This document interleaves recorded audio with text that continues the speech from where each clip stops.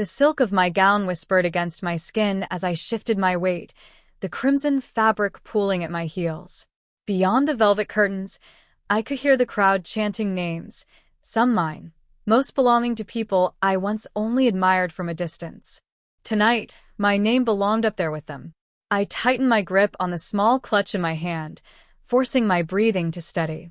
The air backstage smelled of hairspray and perfume, and the blinding flash of cameras leaked in through the parted drapes. For a moment, I let myself savor it. The stage lights, the applause, the hum of expectation. All of it belonged to me now. But then my phone buzzed inside the clutch. I pulled it out, half expecting another congratulatory text from my agent. Instead, my heart lurched at the sight of the name on the screen. Mom. It had been months since we'd spoken, maybe longer. My throat tightened. The irony stung like champagne bubbles on a cut lip. She hadn't believed in me, not once. Not when I begged her to let me audition. Not when I told her acting was my dream. Back then, she called it a phase. She said I was wasting my life. And now here she was, calling on the night of my movie premiere. I smiled bitterly, tucking the phone back into my clutch. The universe had a sense of humor, didn't it? I was 17 the first time I realized my dreams weren't welcome at home. It was late summer in Ohio, the kind where cicadas hummed in the backyard and the air clung heavy to your skin. I stood in the kitchen doorway, clutching the crumpled flyer for the community theater auditions. My palms were damp from folding and unfolding it all afternoon. Mom, Dad, I started, my voice trembling more than I wanted it to. They're putting on Romeo and Juliet at the Civic Hall. I want to audition. My father didn't even look up from the newspaper. That's nice, Madison. But auditions don't pay the bills. My mom's lips pressed into a thin line as she stirred spaghetti sauce on the stove. You're not serious about this, are you? Acting? She turned then, her eyes sharp. You need a real plan. Nursing. Business. Something stable. The lump in my throat swelled. But I am serious. I know I can do this. Just give me a chance. My older brother, Tyler, snickered from the table, fork dangling from his hand. You? On stage? Maddie, you can't even give a class presentation without turning red. Heat burned across my cheeks. I wanted to shout, to defend myself, but the words stuck. My hand shook so badly, I nearly dropped the flyer. That night, I cried into my pillow, muffling the sound so no one would hear. I felt small, invisible, like my dreams had no place in the world I'd been born into. But the universe has its way of leaving breadcrumbs. The next day, my grandmother, Eleanor, stopped by. She had always been the quiet one in the family, her silver hair tied in a bun, her voice soft but steady. When she saw my swollen eyes, she didn't ask questions. She simply placed something in my hand, a small silver locket shaped like a star. This belonged to me when I was your age, she whispered. I never got to chase my dream, Madison. But you? You must. Even if no one else believes in you. Sometimes, the hardest fight is proving them wrong. I clutched the locket to my chest like armor. That night, as the house slept, I made a decision. If my family couldn't see me, I'd find a stage that would. I left Ohio with nothing but a backpack, my grandmother's silver star locket, and a head full of lines I practiced in the mirror every night. New York City was louder than I ever imagined. The taxi horns, the subway screeches, the constant hum of ambition pulsing through every street. It was intimidating, but it also felt like home. My first apartment was barely bigger than a closet, rent that ate my savings faster than I could work. I waited tables during the day, memorized scripts during lunch breaks, and rehearsed monologues in the bathroom mirror before auditions. Each no was a punch in the gut, each rejection a reminder of how little the world believed in me. But I carried that locket everywhere, a secret talisman that whispered, "You are allowed to dream." Then I met Mr. Warren, a retired actor turned acting coach. He saw something in me that no one else did. You've got raw talent, Madison. But raw talent alone isn't enough. Discipline, patience, and strategy, that's how you survive in this world. He became my mentor, guiding me through scene work, auditions, and the business side of acting. There were nights I wanted to quit. Nights when the apartment smelled of cheap takeout and despair, when my hands shook while dialing casting directors, when the reflection in the mirror looked back at me with doubt. But every small victory, the first callback, the first minor role in an indie short, the first time an audience laughed at my line, built me brick by brick. I learned to hide my success from my family. Occasional texts from them asked how I was, and I replied with vague, modest updates. Everything's fine. Work is busy. I couldn't bear their condescending comments or the old familiar doubt. So, I celebrated my wins in private. A script signed by a director, a paycheck big enough to finally replace the leaky showerhead, an invitation to my first film festival. Each milestone made me stronger, sharper, and more determined to succeed on my terms.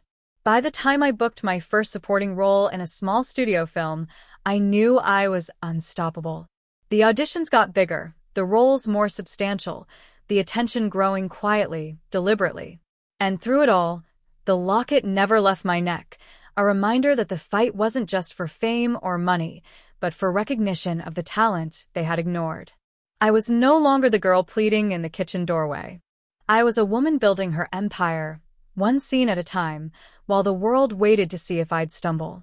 But I never did. The premiere was everything I had imagined, and more. The red carpet stretched like a river of light and expectation. Reporters shouted names into microphones, flashes exploding like fireworks. I walked in heels that had once seemed impossibly high, my gown trailing behind me, my hair and makeup flawless. Every step echoed confidence I had built alone, brick by brick, night after night. And then I saw them, Mom and Dad, standing at the edge of the crowd, eyes wide, jaws tight. Tyler was there too, awkwardly shoving his hands into his pockets, pretending to be casual. They had expected a timid girl, maybe an amateur struggling to get by. They hadn't expected this. My assistant leaned in. "They're looking for you," she whispered. I smiled faintly, letting the weight of months, years, all those late nights and small victories, settle behind that smile. I approached slowly, letting them take it all in. My gown shimmered under the lights, my posture tall, my voice calm but deliberate when I finally spoke. "Hi," I said, almost casual, like we were meeting for coffee. "Surprised to see me here?" Mom's lips parted, eyes darting to the press, to the flashing cameras, back to me. "Madison, this..." I held up a hand. "Let me explain. This isn't luck. Every role, every scene, every award nomination came from years of work, not from chance. From the moment I decided to follow my dream, I worked. Alone, yes, because no one else believed in me. Not you." Tyler's face went pale, guilt and shock fighting for dominance. You're a star now." I chuckled softly, almost bitterly. "Yes, a star. And the work doesn't stop here. I own the rights to my next 2 films, a production company in development, and yes, I've made a life doing what you all told me I couldn't." Mom's hands shook slightly, clutching her purse. I didn't know." "You didn't," I said, letting the truth hang in the air like a chandelier's sparkle, "because you ignored my talent, because you thought my dream was silly, because you never saw me as capable. But here I am, on the big screen, by my own design." The silence was heavy. A few reporters tried to approach, but I raised a polite hand, signaling them to wait. This moment wasn't for them, it was for the people who doubted me. Tyler's voice was small, almost breaking. I never thought you'd. I'm proud." I looked at him, my expression softening just a touch. Then learn to believe in people before it's too late. I let my eyes meet my parents. They looked at me now not as the child they once dismissed, but as a woman commanding every eye in the room, owning her life. The shock, the shame, the awe, it all played across their faces. And in that pause, I realized the power had shifted. I wasn't the girl they ignored. I was Madison Cole, unstoppable, unshakable, and finally, undeniably seen. Standing there in the flashing lights, I felt a calm settle over me. For years, I had lived by their expectations, trying to fit into boxes that weren't meant for me. Now, the tables had turned. I had the power, but I wasn't here for revenge. I was here for clarity, for boundaries, and for healing. Mom, Dad, Tyler, I said, voice steady, commanding yet soft, I'm willing to rebuild the bridges we burned. But only if things change. I could see the confusion in their eyes, the tiny spark of hope mingled with guilt. You will respect my choices, I continued. I am no longer the girl you dismissed. I decide how I work, who I work with, and what my life looks like. If you want a place in it, you must accept that. No criticism disguised as concern. No belittling of my accomplishments. You must genuinely support me. Mom's lips trembled. I understand, Madison. I really do. Then show it, I said gently but firmly. Actions matter more than words. I am giving you a chance to step into my world without trying to control it. I turned to Tyler. You mocked me, dismissed my dreams, and laughed at my ambitions. You can make amends by learning to truly listen. Be supportive, not competitive. Help rather than hinder. I don't need you to be a fan, but I do need respect.